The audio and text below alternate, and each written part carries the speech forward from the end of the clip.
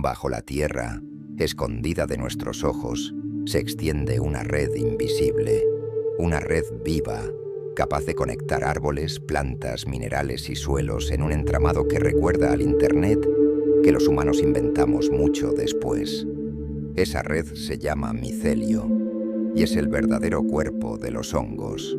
Lo que vemos en la superficie, esas setas de colores y formas extrañas, no son más que los frutos de un organismo mucho más grande y antiguo. Y dentro de ese mundo silencioso, algunos de esos frutos contienen un secreto que ha acompañado a la humanidad desde tiempos inmemoriales: las setas alucinógenas. Hoy vamos a hablar de ellas sin tapujos, con la realidad cruda y con la historia fascinante que arrastran. Vamos a hablar de por qué no están en las farmacias, de su potencial contra la depresión y la adicción, de cómo aparecen dibujadas en pirámides y códices antiguos, de su relación con la consciencia y del miedo que provocan en quienes saben que un solo viaje puede cambiarlo todo. Este no es un tema de moda, es un misterio que atraviesa lo ancestral, lo científico, lo espiritual y lo político.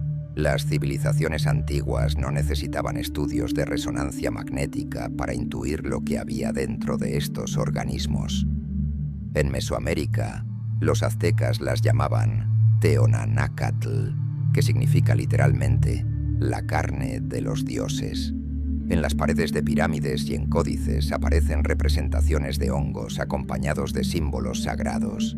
No eran vistos como un alimento corriente, sino como una herramienta para entrar en contacto con el mundo divino, con el más allá, con lo que está detrás del velo de la percepción cotidiana. En Siberia, los chamanes utilizaban setas del género Amanita en ceremonias invernales que, según algunos investigadores, inspiraron incluso el mito de Papá Noel.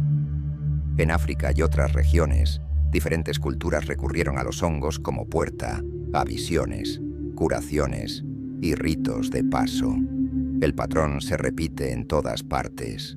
Donde hubo hongos psicoactivos, hubo ritual, hubo sacralidad, hubo contacto con algo más grande que el individuo. Y aunque con la llegada de las religiones oficiales y la colonización, muchas de estas prácticas fueron perseguidas y ocultadas, el eco ha llegado hasta hoy. Las setas alucinógenas no desaparecieron. Siguieron apareciendo en leyendas, en símbolos y en la memoria colectiva como algo poderoso y temido.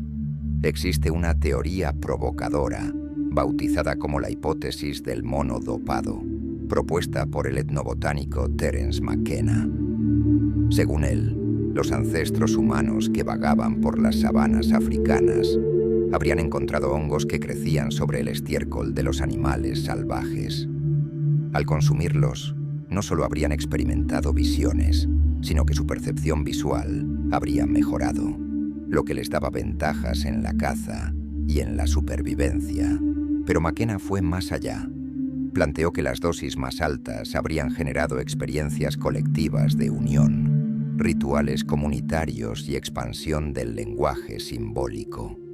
En otras palabras, que las setas no solo ayudaron a sobrevivir, sino a pensar de formas nuevas, a comunicarse mejor y a desarrollar lo que hoy entendemos como conciencia humana.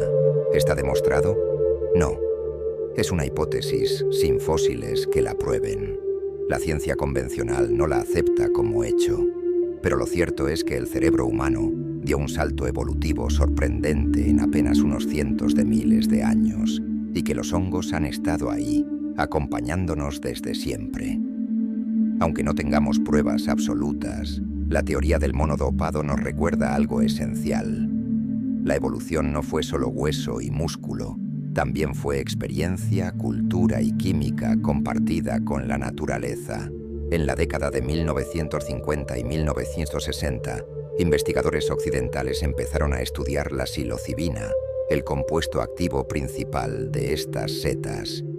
Al principio, los resultados fueron sorprendentes. Pacientes con depresión severa mejoraban tras una sola sesión. Personas con alcoholismo crónico, que habían intentado dejarlo todo sin éxito, encontraban en la experiencia con setas un reseteo que les devolvía control sobre su vida. Incluso enfermos terminales, enfrentados al miedo de la muerte, reportaban perder la angustia y ganar paz interior después de una experiencia supervisada con psilocibina. Parecía que una nueva medicina estaba naciendo. Pero entonces llegó la llamada guerra contra las drogas.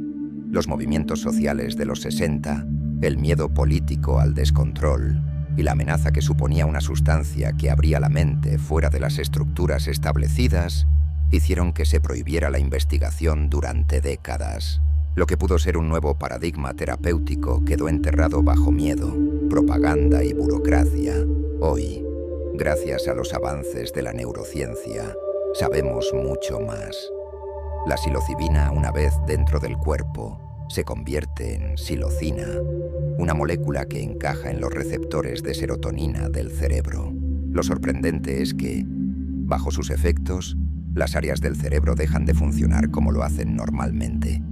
Las redes que mantienen rígidos los pensamientos y los patrones de conducta se relajan. El yo, el ego, esa voz que siempre nos está diciendo quiénes somos y cómo debemos actuar, se silencia, y en su lugar aparece un flujo de conexiones nuevas, inesperadas, libres. Para alguien con depresión, cuya mente se repite en bucles de negatividad, esta disolución del ego puede ser como un reseteo profundo. Para alguien atrapado en una adicción, puede ser la oportunidad de ver su vida desde fuera, sin la prisión de la costumbre, lo que las culturas ancestrales llamaban abrir las puertas de la percepción. La ciencia lo describe hoy como plasticidad cerebral y reconfiguración de redes neuronales. Pero no se trata solo de lo que pasa dentro de la cabeza humana. El propio hongo, en su forma de micelio, nos enseña algo más profundo. El micelio es una red que conecta plantas y árboles, permitiendo el intercambio de nutrientes e información. Lo llaman el Wood Wide Web, la Internet del bosque. En Japón, un grupo de científicos hizo un experimento famoso. Colocaron avena en un mapa que representaba las principales ciudades alrededor de Tokio y dejaron que un moho creciera. El resultado fue que la red que formó era tan eficiente como las vías de tren diseñadas por ingenieros humanos. Si el micelio es capaz de tanta inteligencia sin un cerebro central, ¿qué nos dice eso sobre la conciencia? Es posible que estemos rodeados de una forma de inteligencia que apenas empezamos a comprender. Los relatos de personas que han pasado por experiencias con psilocibina son tan variados como impactantes. Una mujer que había vivido 20 años con depresión severa cuenta que después de una sola sesión supervisada, fue como si la oscuridad que la acompañaba se hubiera desvanecido. Un hombre que bebía compulsivamente desde la adolescencia describió la experiencia como enfrentarse a sí mismo sin máscaras y por primera vez tener la fuerza de dejar el alcohol. Estos testimonios no son anécdotas aisladas. Están respaldados por ensayos clínicos modernos que muestran mejoras significativas en depresión resistente, ansiedad y adicciones. Aquí es donde debemos ser realistas. Si estas sustancias tienen tanto potencial, ¿por qué no las encontramos en la farmacia como cualquier otro medicamento? La industria farmacéutica moderna se basa en tratamientos crónicos, pastillas diarias que se venden durante años. La psilocibina, en cambio, no funciona así. Un solo viaje, acompañado de la terapia adecuada, puede producir efectos que duran meses o incluso años. Eso rompe el modelo de negocio. Además, la psilocibina es una molécula natural, difícil de patentar. Lo que se patenta son variaciones sintéticas, métodos de producción o protocolos clínicos. No es conspiración, es simple economía. Una sustancia que puede cambiar vidas con una o dos experiencias no encaja en un modelo diseñado para mantener clientes de por vida. Las setas alucinógenas no son solo drogas ni solo medicinas. Son maestras silenciosas que llevan millones de años sobre la Tierra.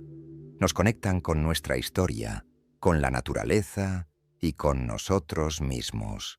Nos muestran que la mente puede cambiar, que los patrones que creemos inquebrantables pueden romperse, que la conciencia es mucho más amplia de lo que imaginamos. No están en las farmacias, pero están en los bosques, en los recuerdos de los pueblos ancestrales y en los laboratorios que poco a poco se atreven a reabrir esta puerta.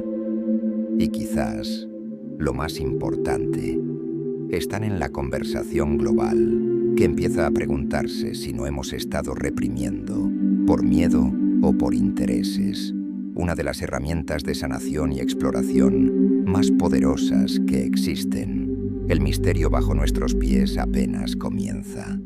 Si este video te ha hecho cuestionar lo que conoces y quieres seguir descubriendo los misterios de la naturaleza y la conciencia, suscríbete, dale like y activa la campanita. Comparte esto con alguien que también quiera abrir los ojos. Soy Ojo Nocturno y nos vemos en el próximo viaje.